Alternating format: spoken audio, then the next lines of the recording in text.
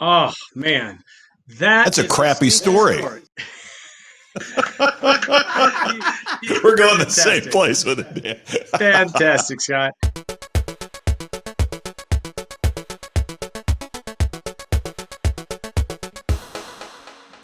Welcome to Experience Points, presented by our friends at Avtex who transform customer experience through CX design and orchestration. On Experience Points, contestants earn points by answering customer experience questions and share their insights on how to make your interactions remarkable. Those points turn into dollars for the charity of their choosing. I'm Joey Coleman. And I'm Dan Gingiss, and we'd love to introduce you to today's contestant. Scott McKain is the master of the ultimate customer experience. He is a speaker. He is an author of 7 books on customer experience. And right after high school, he was a national officer for the Future Farmers of America. Scott McKain, welcome to the show. It's great to be here, Dan. Thank you for having me. I really appreciate it. Great to be with you. Oh, Scott, we are so happy to have you with us. And, I've had the pleasure of knowing you for a few years now. And while we could certainly talk about your incredible reputation in the speaking community, the amazing books you've written on customer service and customer experience, we could talk about FFA and our mutual roots in the Midwest and farming communities. But I'd love to have you share a little bit about something that I don't know that the average Scott McKain fan knows. And that is that you once played the villain in a Werner Herzog film that Roger Ebert called one of the 50 great movies in cinema history. I gotta say, Scott, can you give us a little more about this? Tell us how that all went down. Well, I was giving a speech, and Herzog was there to do a documentary about the group that I was speaking to. And we met. I had no idea. He wasn't nearly as famous then as he is now. And we met and just had a great time. And just I went back to college, right? I was a senior in college. All of a sudden, I get a call from this guy saying, I want to know if you want to come to Wisconsin and act in a movie. And it was unbelievable. It was an incredible experience. He's a wonderful person. I play the banker that repossesses the home of German immigrants and throws them out in the cold. But I do it with a smile. But you definitely have that voice, Scott. Anyone that knows you well knows the Scott McKain voice can certainly be friend or foe, depending on the tonality. What I love best about that story is you got the call from Werner to come to Wisconsin and make a movie. I love it as a Midwest guy, right? Not come to LA, not, hey, let's fly to a sound studio in London, but rather, hey, do you want to come up to Wisconsin and shoot a film? The bright lights of Stevens Point, and we'll put you up at the Holodome. Yes, and all the glamour of the movie business. I absolutely love it. All right, so Scott, you are playing today for a charity that is near and dear to your heart. Tell us a little bit about it and why you chose it. Well, as you mentioned, I had the privilege in my youth of being a member of a terrific student organization, the FFA. Now, back then, it was known as the Future Farmers of America. Today, it's only FFA, but membership is bigger than ever because it works in everything from small animal care at a veterinarian to turf management at golf courses, anything that grows. And of course, it hasn't lost its roots in production agriculture either, but it's an incredible organization of almost 750,000 young people that belong to FFA right now. So it's my privilege to help and contribute to the National FFA Foundation. I love it, Scott. Such a great cause. A great guy playing from a great cause. Let's do it. We're going to play a game today called What Happened? In What Happened, watch the first half of an experience story. Choose what you think happens next from 4 possible endings. Answer correctly for 500 points. If incorrect, you'll be granted an extra life and the opportunity to answer from the remaining 3 endings for 250 points. Scott, are you ready to get started? Let's roll. That sounds like fun. Let's do it. I love it. All right. Well, for this edition of What Happened, we are going to bring in our friend Mary Drummond, who is the CMO at Worthix. She is based in Atlanta, Georgia. Mary, take it away and tell us your story. My favorite customer experience story involves a product that I purchased, which was a robot vacuum. And I bought the very best model that money could buy, set it up in my house, was really happy with my purchase. And my dog decided that it hated that robot so much that it took a giant poop smack in front of the port.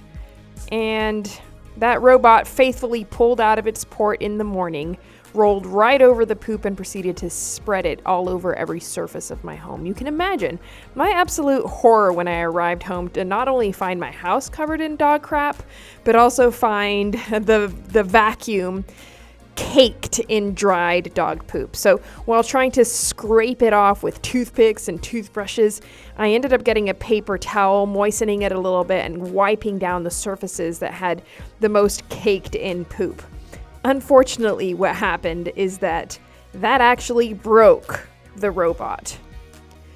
Granted, this was a brand new device, and when I called customer service to explain the issue, the woman on the other line listened and said, "Ma'am, when you wet that robot, you voided your warranty." Oh, man. That's a crappy story. We're going to the same place with it, Dan. Fantastic, Scott. So poor Mary has this horrible thing happen to her. We're going to ask you what happened. And here are your 4 choices. Is it A, the company emailed a return shipping label and promised to send it back once cleaned? B, they apologized they weren't able to do anything because the warranty was voided by using water. C, they offered professional cleaning for $50 plus shipping and handling. Or D, they sent a new Roomba and said, "You've already been through enough." All right, Scott, the case of the poop-filled Roomba. What do you think happens to Mary? You know, what makes this so challenging is you can see any one of those 4 being correct. And even though we talk about the customer experience, we have vast experience being a customer, and we could see any of those. But I'm gonna be positive. I'm gonna say that it was D. They sent her a new Roomba and said, "You've already been through enough. Here's the new Roomba." All right, and what leads you to that conclusion? Because as you said, and look, when you have 2 customer experience guys writing the questions, of course they're all reasonable, right? We probably all experienced some version of all of these. So what makes you go to D? It would be the right thing to do, particularly since she had a brand new one. If it was older, I could understand A. C would be great. You know, B is the only not acceptable answer to say that there's nothing we can do. There's always something we can do. But it seems to me that D would be the ultimate customer experience option. All right, I love the optimism. I love Joey? the optimism, and I love that the ultimate customer experience guy is going to go with the ultimate answer for this question, that D, they sent a new Roomba and said, "Mary, you've already been through enough." Let's see what happened. After a couple seconds of silence, she then completed it with, "But you've been through enough, so we're sending you a brand new one for free." The company is iRobot that produces Roomba, an amazing company. Yes, just as you said, Scott. You not only got the Yes. question right, you got the joke at the end right, too. That's got to be worth the bonus points. I love it. I love it. Ladies and gentlemen, Scott McCain is the consummate professional. He got the answer right. They sent a Roomba and said, "You've been through enough already," and he got the joke.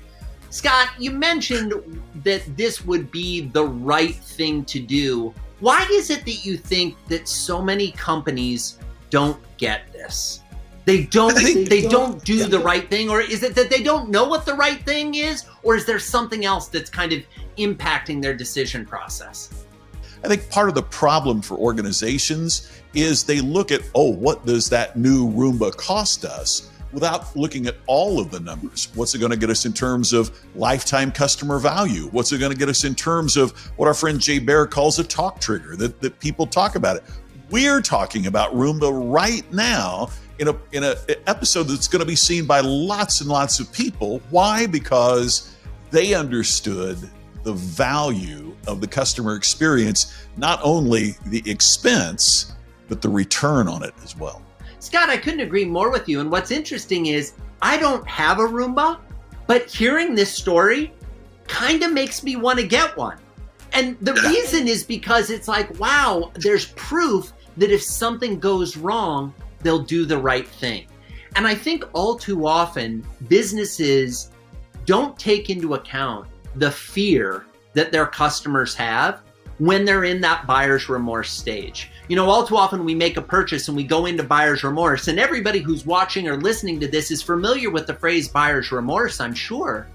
But how many businesses have something in place to address the buyer's remorse that their customers are going to feel? And if we don't change kind of the gap between our celebration that we made the sale and the customers worry about, well, what if this was the wrong purchase? Or what if something goes wrong? Or what if it breaks? Will I be able to get my money back? Will I be able to get a return? Will they take care of me? If we don't address that, even if things are working, they have this looming fear that something might go wrong and it might not work out the way they want. So true. And you know, I have a Roomba.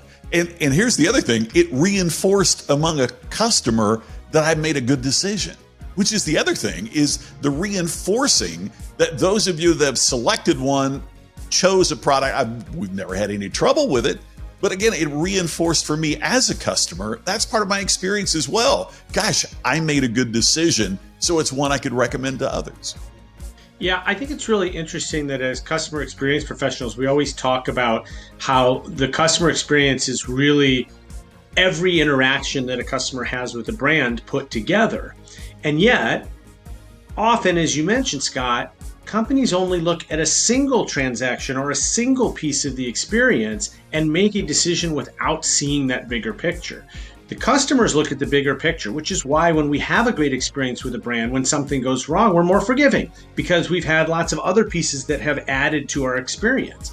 Companies need to do the same thing and look at the entire picture of the experience and realize that, yeah, you might lose money on that one transaction by sending out a new Roomba, but the long-term value of the customer and the talk trigger and the word-of-mouth marketing and being on the Experience Points show is worth it. Absolutely. I so agree. You know, the last thing I'll say to this point is, it always surprises me how many businesses fail to plan for the anticipatable situation, right? So I have to believe that Mary is not the first Roomba owner who reached out to the company and said, the Roomba dragged through the dog do or the cat do or whatever it may be. You know, people have pets. These are used in homes, and the nature of a robot doing your floors, you know, cleaning your floors, is that it may actually make the situation worse. And so what amazes me is how many companies have a situation where something goes wrong and they don't decide as an organization to fix it. They don't decide as an organization to say, you know what, we have a new policy. If this happens, we're going to replace it or we're going to clean it or whatever. They just leave it to the individual customer service reps to kind of apply whatever they're feeling that day. And I empathize with the customer service reps. You know, maybe the call they had before was a particularly antagonistic customer, so they're not feeling empathetic and they don't offer to go above and beyond. I think organizations could do more to kind of build those things into the structure and make it easy to fix these type of mistakes that they know are going to happen. For sure. All right, Joey, let's tell Scott, how did he do playing What Happened? Well, ladies and gentlemen, once again, Scott McKain got it done. In this game, a correct answer is worth 500 points, and Scott answered correctly on the first try, which means he earned 500 points, which converts to dollars, which means the National FFA Foundation is $500 richer thanks to Scott's fantastic play here at Experience Points. Congrats, Scott. Thanks. You guys are the awesomest. It's great to be able to contribute to FFA and also great to share the story of a company that's doing customer experience right. Well, definitely a fun story, and thanks for being a good sport. That concludes this episode of Experience Points. Check out more games with Scott and our other celebrity contestants at experiencepointsgame.com. That site again is experiencepointsgame.com. And we'll see you soon for more examples of remarkable customer experiences here at Experience Points, brought to you by Avtex.